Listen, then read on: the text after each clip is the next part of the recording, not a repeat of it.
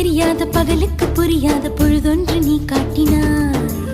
இதயத்தில் நீ இருப்பதனால் நான் தூங்கும் நேரத்தில் என்னுள்ளே தூங்காமல் நெஞ்சுக்குள் வாயாடினாய்.